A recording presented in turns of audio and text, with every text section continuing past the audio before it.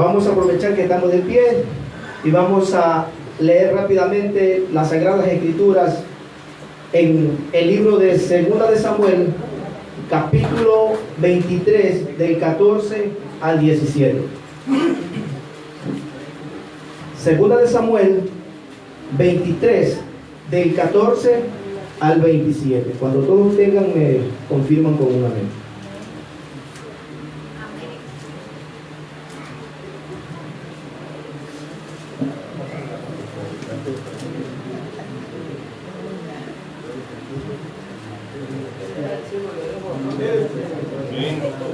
Amén.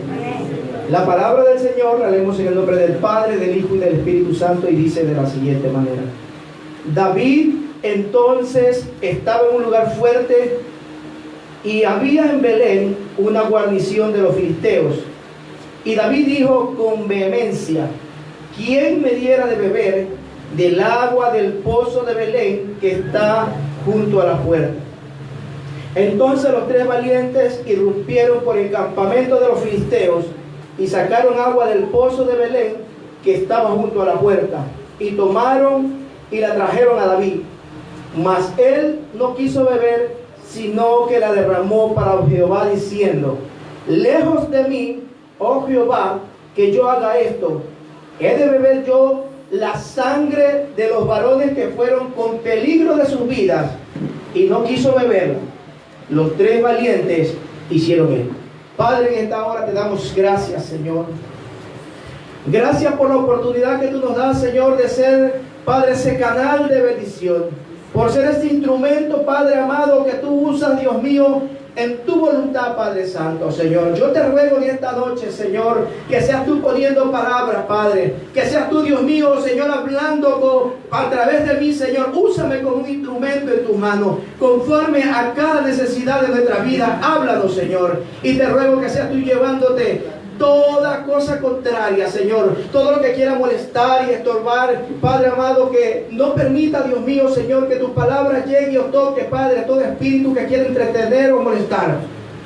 Lo echamos fuera en el nombre poderoso de Jesús. Gracias te damos, Señor. Amén.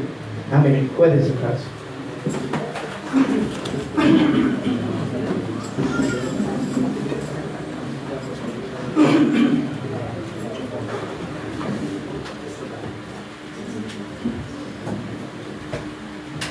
Pues bien, gracias le doy nuevamente al Señor. Para mí es un privilegio, como siempre lo he dicho, poder ser el portador de la palabra de Dios.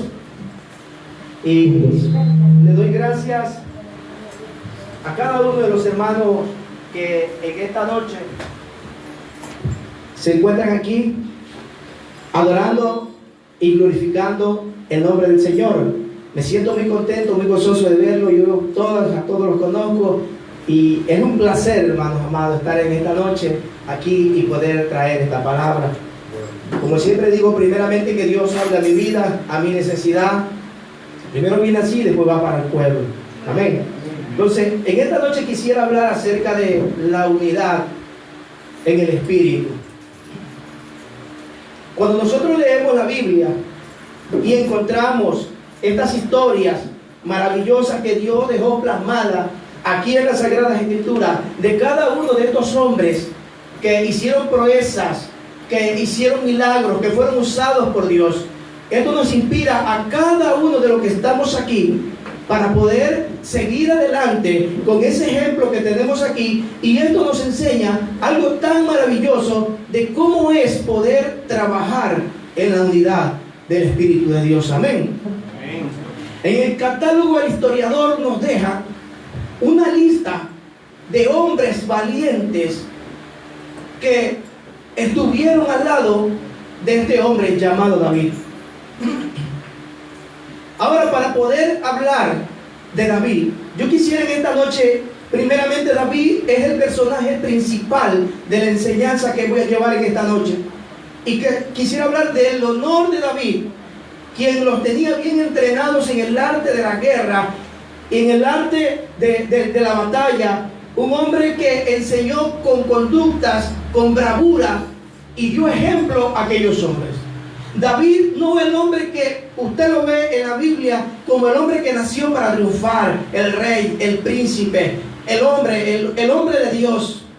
Sino, si usted se pone a leer más atrás y comienza a escudriñar la palabra, vemos a David, un hombre que nació como para no triunfar en la vida, un hombre que fue menospreciado por sus hermanos, un hombre que el padre lo envía a cuidar a las ovejas, que cuando sus hermanos no querían estar con él, y aun cuando él es enviado a sus hermanos, lo que él decía no valía, lo que él decía no tenía importancia. Un hombre que fue humillado, un hombre que fue perseguido por Saúl, por el mismo pueblo fue perseguido. Entonces nosotros lo vemos a él no como un hombre que nació como un hombre grande de la noche a la mañana, un hombre que fue pasando etapas en la vida de él. Imagínese usted, cuando David, el dulce cantor de Israel que dice la Biblia, un hombre cuando fue marginado, cuando fue perseguido, él hubiese podido tomar una excusa y decir, bueno, ¿sabe qué? Yo, como soy marginado, como tú me tomas en cuenta, como lo que yo digo no tiene importancia, él hubiera sido un hombre resentido, hubiera sido un hombre que se hubiera tirado al abandono, hubiera sido un hombre que hubiese sido un problema para la nación de Israel. Pero sin embargo vemos en David algo que a mí me interesa y me llama la atención mucho, es que David no usa eso para una excusa, para volverse un problema en la sociedad. Como mucha gente hoy en día, si nosotros no podemos saber, ¿cuánta gente usa una excusa para decir, yo me fui y me hice un delincuente porque mi madre no me cuidó, porque mi madre no estuvo allí, mi padre no estuvo conmigo, me volví un drogadicto porque quizás la vida me dio duro? Muchas veces como que se usa una excusa para hacer un problema en la sociedad. Quizás cuando a mí no me usan en la iglesia, cuando no me levantan, cuando yo lo que diga quizás no tenga valor, yo no voy a usar eso como para ser un problema en la iglesia, sino más bien, ¿sabe lo que yo voy a hacer mientras esté en el anonimato? Construir una relación con Dios. Amén. Eso fue lo que hizo David. David construyó una relación con Dios en una época que casi era imposible, casi prohibida, porque acuérdense que los sacerdotes eran los únicos que entraban a la presencia del Señor y el pueblo conocía a Dios a través del sacerdote. Pero David va más allá de eso. Él va, y usted ve el libro de los Salmos como habla, cómo David se presenta ante Dios como amigo, como su Señor, como su Padre. Y él dice, él es el que expresa, dice, aunque mi padre y mi madre me dejaren, con todo me recogerá Jehová. Bendito sea el nombre del Señor. Qué maravilloso es cuando usted y yo construimos una relación con Dios. Cuando no usamos una excusa, hermanos amados, para decir, no, si yo no estoy trabajando, si yo no voy a ser útil, yo voy a ser un problema, yo voy a comenzar a hacer cizaña, yo voy a comenzar a andar en desobediencia. No, es el momento en el que usted tiene que buscar de Dios, es el momento en el que usted tiene que hacer una relación íntima con el Señor. Porque en el momento cuando Dios lo use, escúcheme, cuando Dios lo use será en el tiempo de Dios, será un tiempo perfecto. Porque Dios sabe hacer las cosas. Bendito y alabado el nombre del Señor. David fue un hombre que supo esperar siempre en el tiempo de Dios. Cuando David lo llama el profeta y le dice, y lo unge como rey. Una vez que lo ungió como rey, él no dijo, bueno, ahora soy ungido como rey, como príncipe, ya no voy a seguir detrás de las ovejas de mi padre. Vinieron los hermanos cuando estaban delante de él. ¿Qué le dijeron? Su majestad, mi rey, vaya a seguir cuidando las ovejas. Hay que ser valiente y hay que ser un hombre responsable para hacer lo que Dios le manda hacer a uno, pero en el tiempo de él. Viene un evangelista, un predicador, alguien y te dice, así dice el Señor, Dios te va a usar y te va a llevar a las naciones y vas a ser un hombre grande, Dios va a ser un pastor, un evangelista. Y como ya le dieron esa palabra, ya no quiere barrer, ya no quiere abrir la iglesia. ¿Ah? Tenemos que esperar en el tiempo de Dios, en En el proceso, mire, nosotros no podemos irnos adelantando a los procesos de Dios.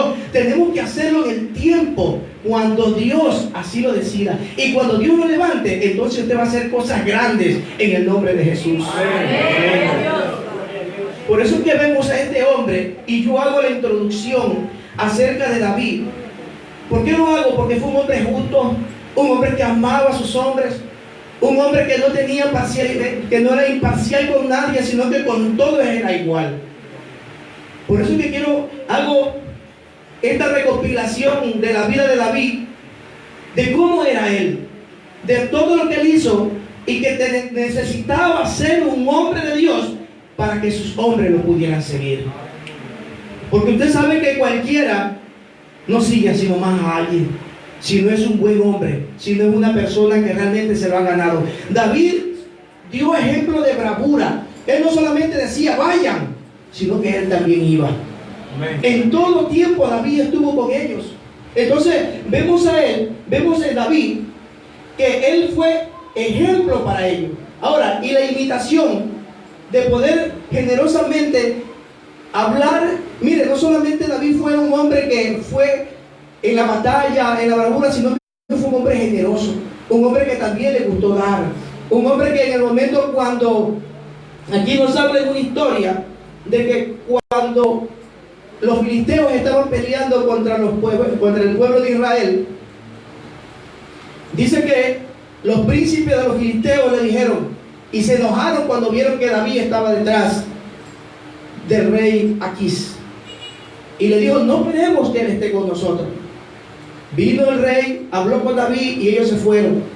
Pero cuando ellos llegan, se encuentran con la noticia de que unos amalecitas habían destruido, habían sitiado las tiendas y todo lo que ellos tenían se lo habían quitado. Entonces llegan ellos y ¿qué hacen? Dice que ellos se pusieron a llorar. Y la gente comenzó a decir, la culpa la tiene David. Y ya lo querían apedrear. Pero como todo buen líder que es, primeramente tiene la visión de Dios, y lo primero que el hombre hace es doblar sus rodillas y decirle a Dios, Señor, voy detrás de los amalecitas. Y Dios le dijo, ve. Y él fue. Cuando David va detrás de los amalecitas, 200 hombres se quedan atrás. Se encuentra con un egipcio, un hombre que le da todos los detalles de dónde estaban esos hombres que habían sitiado y que tenían prisioneros a sus hijos, a sus mujeres y a sus bienes. Ellos van, los matan y regresan.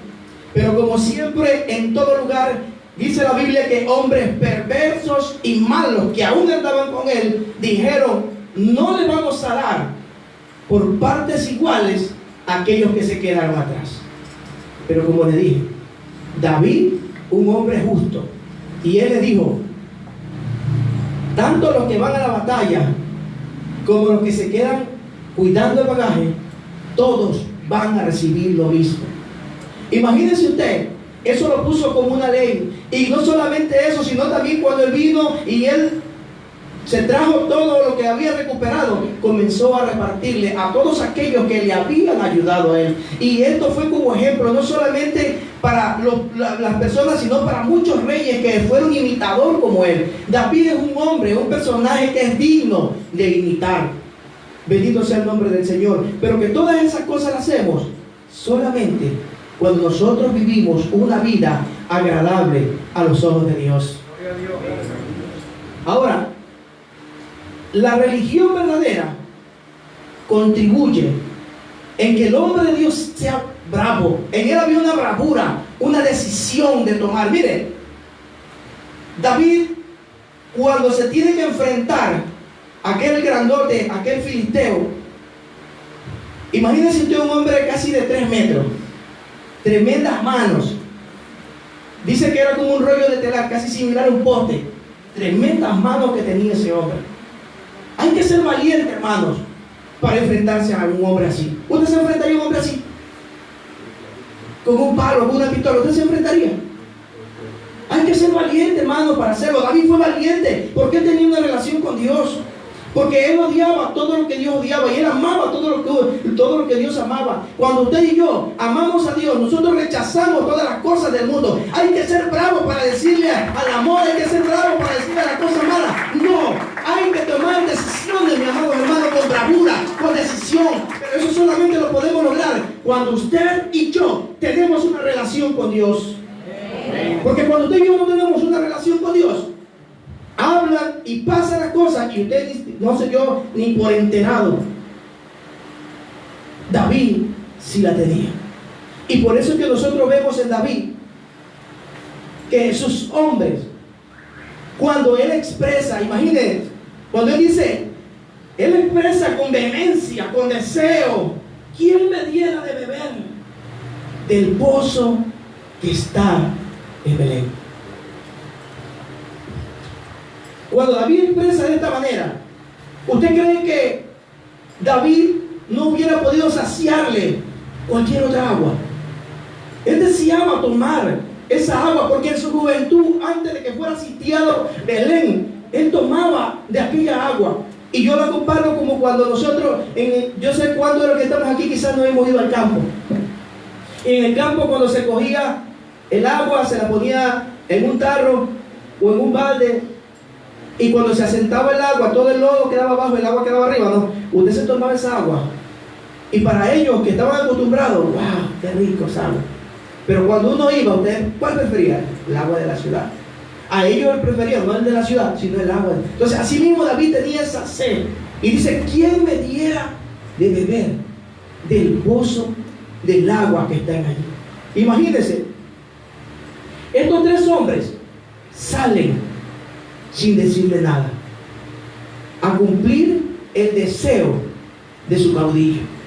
Ellos se van con valentía y llegan a ese lugar. Ahora yo quisiera hablar brevemente acerca de la bravura de estos tres hombres, que en el libro del mismo libro, en el verso 18 y 19 se encuentra, donde Abisai mató con su lanza, en una sola batalla, a 300 hombres. Y Benaya o Benaía, este llevó a cabo varias hazañas. Dice que mató a los dos hijos de Ariel de Moab, mató a un león en tiempos cuando estaba neblando, y que también mató a un gigante egipcio, a un hombre de gran estatura que llevaba una lanza grande, y él solo con un palo vino y arremetió y lo mató con su misma lanza. Del otro no se nombra, no se da el nombre, pero fueron hombres valientes, hombres decididos, hombres que estaban dispuestos a dar su vida con tal de complacer a David. Yo les hago una pregunta. Usted y yo no estaríamos dispuestos a complacer a nuestro rey. A la insinuación de su palabra, cuando nos habla y nos dice que tenemos que vivir y trabajar en unidad, que tenemos que salir y predicar la palabra, que tenemos que ir y traer esas almas que están perdidas afuera. ¿No estaremos dispuestos nosotros también a hacer lo mismo por nuestro Señor? Amén. Estos hombres estuvieron dispuestos y ellos lo hicieron con coraje, con valentía. Imagínese usted ver a estos tres hombres con su machete y se metieron en el campamento de los filisteos. Que nosotros nos vayamos los tres con tres machetes a meternos, no hay un ejército. Yo me temblaría los pantalones, hermano. Es que sé que era una machetiza, esa gente era brava, era gente furiosa, gente que se cogía el machete y ¡ay! Y era la machetiza, hermano, las orejas caían, la cabeza, las manos, los pies, desfigurados. Pero ellos no tuvieron ese temor, porque dice que ellos entraron. Imagínense que a unos filisteos, al ver visto a estos hombres, hubiesen quedado petrificados, anonadados de ver la bravura de estos hombres. Pero como todos sabemos que Dios estaba en el asunto, ellos entraron y llevaron a cabo el deseo de este hombre llamado David. Como le dije hace un momento, si estos hombres estuvieron dispuestos a hacerlo, ¿no estaríamos también nosotros dispuestos a traer esas almas que necesitan de Cristo? Ellos tuvieron poco temor en hacerlo. Nosotros tampoco no tendremos que tener temor al que dirán. No, que usted no puede, usted no está preparado, no es el tiempo. Acuérdense que la palabra ir es una orden, y ya la orden está dada. Todos tenemos esa responsabilidad que Dios ha puesto en nuestros hombros de traer almas para Cristo. Bendito sea el nombre del Señor. Alabado sea el deseo de David por agua me recuerda a las palabras de nuestro amado Jesús cuando estaba en la cruz del Calvario.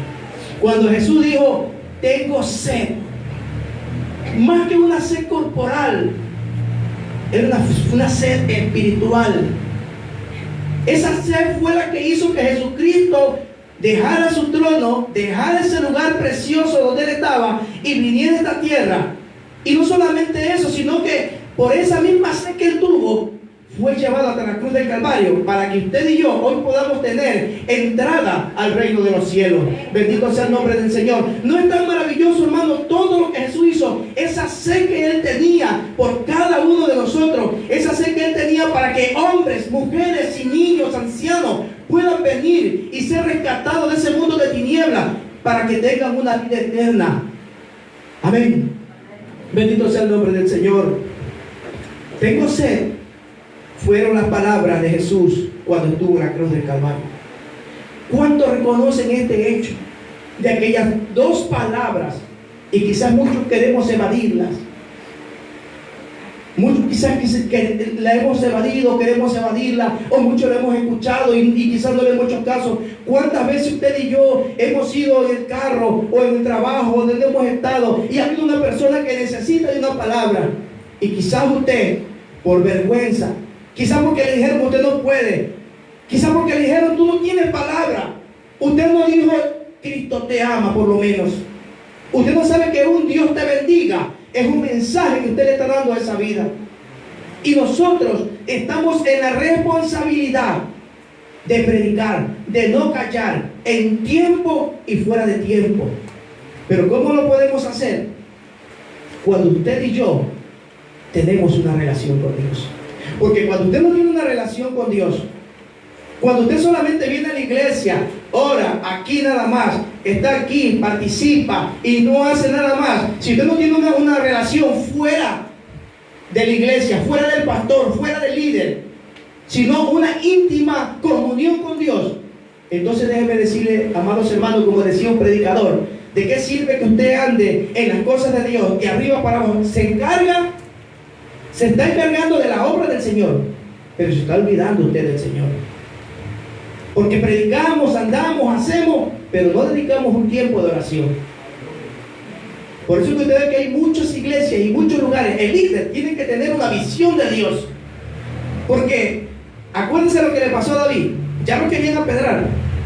En un lugar, en una iglesia, usted tiene que tener mucho ojo y pedirle a Dios de siempre quiénes son los que vienen ante usted. Escuchaba un testimonio del doctor Samuel Sánchez, que decía que había llegado a su consultorio, imagínense, una mujer con el deseo de hacerle daño, una bruja. ¿Usted no cree que cuánta gente trata de hacernos daño siempre? Y siempre van a estar al acecho. ¿Por qué? Porque somos el blanco. La gente anda detrás de usted. Dice la Biblia que somos carta abierta al mundo. Amén, amén. Ahora, recién vamos a entrar en el mensaje. Amén. Ya he hablado la introducción y vamos a hablar. Miren, cuando hago toda esta historia de todo lo que fue David, de todo lo que este hombre alcanzó a hacer, fue porque aún tenía a esos hombres que eran fieles a él. Porque si usted no es un buen líder, si usted no es un buen siervo, si usted es una persona que sabe guiar, entonces déjeme decirle que eso se va a ir abajo. Hay una diferencia entre el pastor y el vaquero. Dice la Biblia que las ovejas oyen mi voz y la siguen.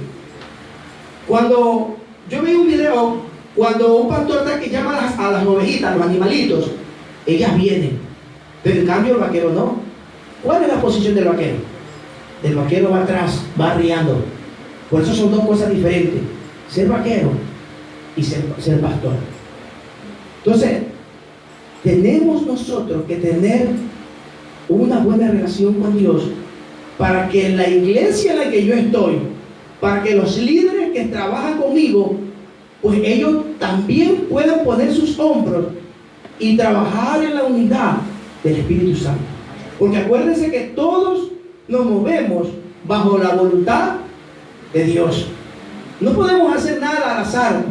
No podemos hacer nada que yo creo, yo pienso. Siempre hay que preguntarle y consultarle a Dios. David siempre tenía esa costumbre de preguntarle a Dios cada una de las cosas o cada uno de los movimientos que él hacía. Él le preguntaba a Dios. Nosotros tenemos esa costumbre. Hemos adoptado esa costumbre de preguntarle a Dios. Si Dios nos dice, voy a tal lugar, tengo que ir a tal lugar, me llamaron a predicar, Señor, ¿es tu voluntad que vaya? ¿Es tu voluntad, Señor, que yo compre ese carro?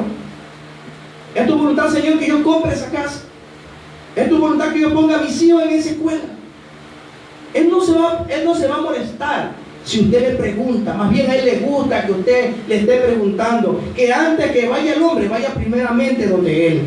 Esa es la costumbre que tenemos que tener cada uno de nosotros. Jesús, antes de presentarse ante los hombres, ante la multitud, nos dio ejemplo de que él iba y se ponía aparte a orar a su Padre. Amén. Bendito y alabado sea el nombre del Señor.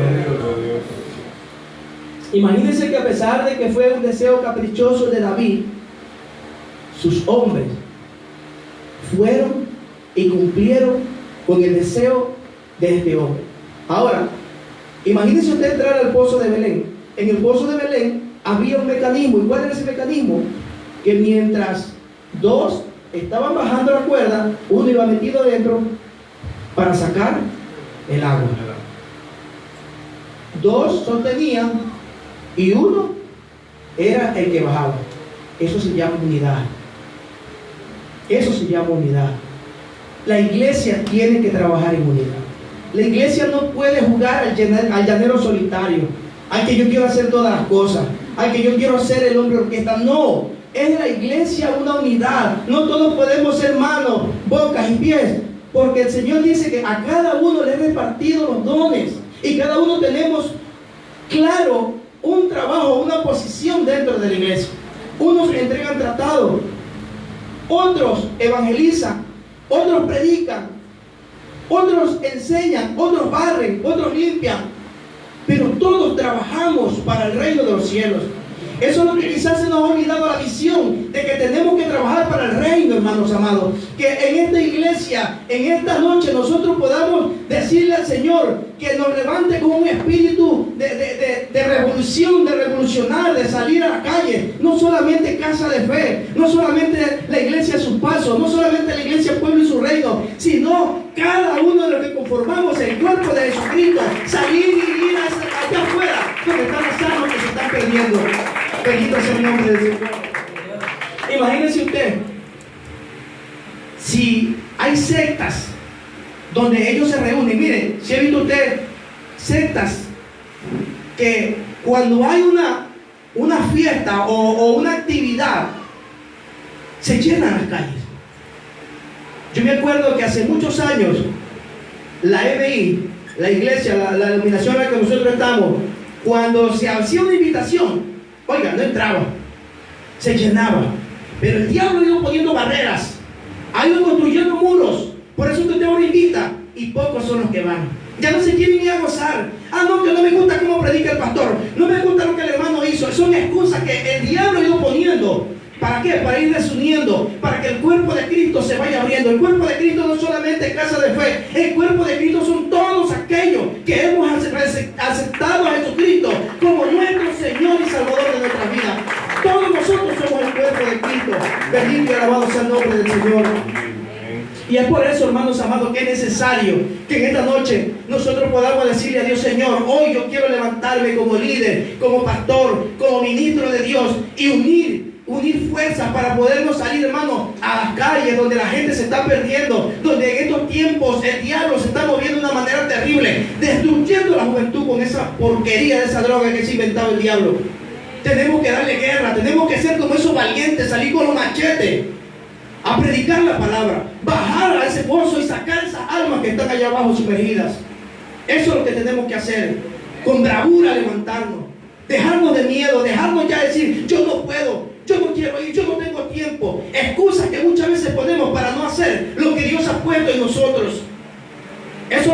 tenemos que hacer, mis amados hermanos, pero todo hacerlo en orden y en el tiempo de Dios. Porque si hablamos de una revolución, de una revuelta espiritual, de levantarnos, tenemos que doblar nuestras rodillas, orar, porque afuera la pelea es dura. Afuera la pelea es dura. Hoy aquí estamos de fiesta. Hoy aquí Dios nos habla de nuestra vida. Pero ya el diablo está, quién sabe qué cosa está haciendo, pero que el Señor lo reprenda en esta noche. Amén. Alabado sea el nombre del Señor. Adiós. Imagínense, tengo sed, fueron las palabras del Señor. Y aunque, como le dije hace un momento, fue un deseo caprichoso nada más de él, cuando llegaron esos hombres con esa agua, dice que David no quiso tomarla. Él rehusó tomarla. Y él simplemente lo que hizo fue que la derramó. ¿Y se la ofreció a quién? A Dios. Porque él sabía que el que se merecía toda la gloria y toda la honra era Dios. Nosotros solamente somos instrumentos en las manos de Dios. Amén. Cuando nosotros hablamos de unidad, todos trabajamos juntos. Los 3 hombres fueron, pero usted no vio que uno iba corriendo. David, mi señor, aquí está el agua. Los 3 llegaron juntos. Porque para David, él no hacía sección de personas. Todos eran igual. Quizás muchos dirán por ahí, bueno, es que el que se merecía llevar la gloria o la fama fue el que bajó. No, todos trabajaron igual. Porque mientras uno bajaba, los otros 2 estaban en guardia. Mientras usted predica, el otro está doblando las rodillas, el otro está rompiendo cadenas, el otro viene a ver la iglesia, el otro está armando las tarimas para las campañas. Porque no es muy, si se da cuenta que como que no es muy bonito ni muy vistoso ser lo que sostenga la cuerda. El que muchas veces no, el que se lleva la fama es el que está predicando, es predicador, aleluya. El que está cantando, el que está dirigiendo, ese es, y gloria a Dios, y está que se goza. Y si yo voy a armar una tarima para que vaya a cantar, hermano, lo voy a cargar los parlantes para que esté predicando. No, todos trabajamos en unidad. De eso se trata el reino, hermanos. De no creer que solamente el que predica, de no solamente creer que el que canta, de no solamente creer que los que recogen las ofrendas somos útiles. Todos somos útiles en el reino de los cielos, aleluya. Imagínense que había una historia de una mujer, y esto fue real, no es que me lo contaron porque es algo real, que dice que esta mujer, una anciana, había tenido un sueño, y en ese sueño que ella tenía,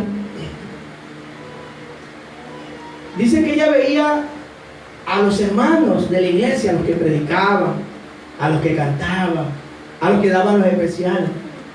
Los veía, dice, con gavillas delante de la presencia de Jesús, en el sueño que esta señora tenía. Ella era la que barría, ella era la de los talentos, ella era la que limpiaba los baños, y es real la historia. Y dice que ella se hacía a un lado porque ella solamente tenía una espiga. Y cuando dice que el Señor Jesús la vio, la llamó por su nombre y le dijo: ven, buen sierva, en lo poco fuiste fiel, en lo mucho te pondré. Cuando ella se levanta del sueño, ella va y le cuenta al pastor el sueño que había tenido, y a la semana ella murió.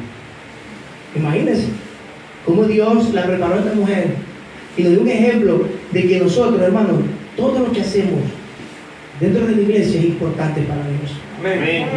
El Señor dijo que desde los tiempos de Juan el Bautista, que no había habido ningún hombre más grande que Juan, pero que en el reino de los cielos, aún el más pequeño, todos somos iguales. Amén. Ese es el gozo de tener un Dios tan maravilloso, amados hermanos, que si usted no puede predicar, no se preocupe.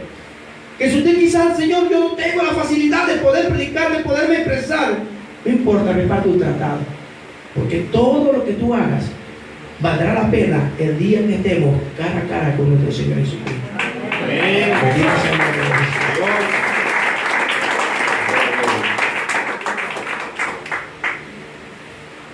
Recordémonos que no solamente los únicos que sostuvieron cuerdas fueron los hombres de David.